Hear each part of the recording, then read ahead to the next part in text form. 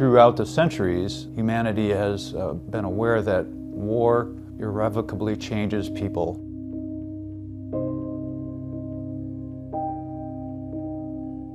A victim has been victimized through no fault of his own. It's a mental change, psychological and mental change. And I was with one of the hospital corpsmen, opened it up, and from the floor to the ceiling were body bags. They were all my platoon. They load us up on a train. We start asking in Polish where they taking us. So the people made like this. A physical wound you can deal with. A mental wound is like a knife, it's always cutting. And I said, I leave, I quit. I don't want people to keep bossing me around. There's a point where you sort of say, I am in charge of my life now. You are a victim until there is a change and you become a survivor.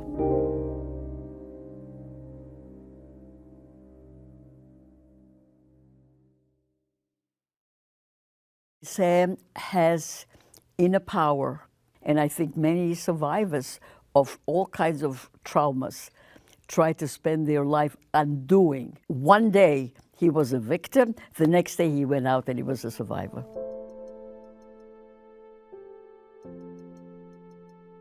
I was born in a little town outside Białystok.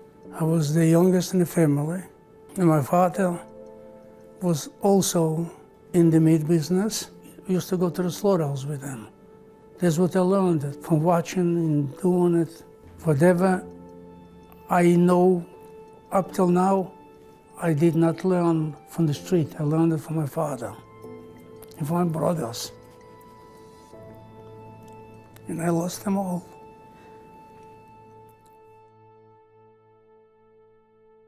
I had a brother, he was a singer. When he was singing in a theater, and there used to be chandeliers, the chandeliers was ringing, such a voice he had. I used to love pigeons. I had over 100 pigeons. I had a dog. When the Germans came, they shot the dog.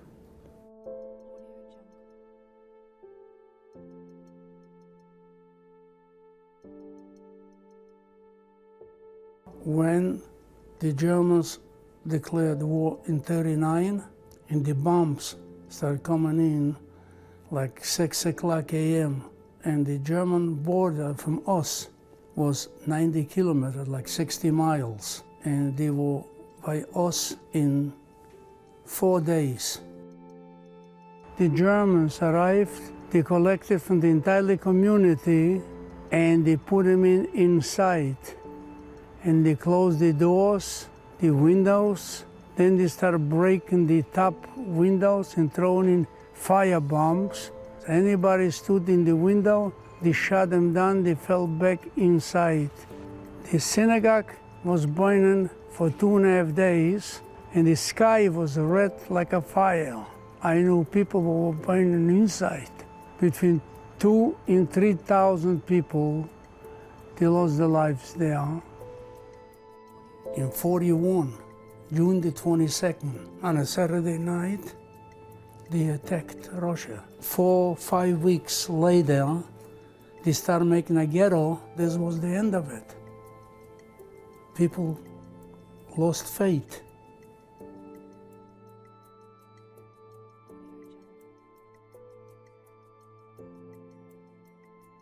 When I was 13 years old, I was all on my own.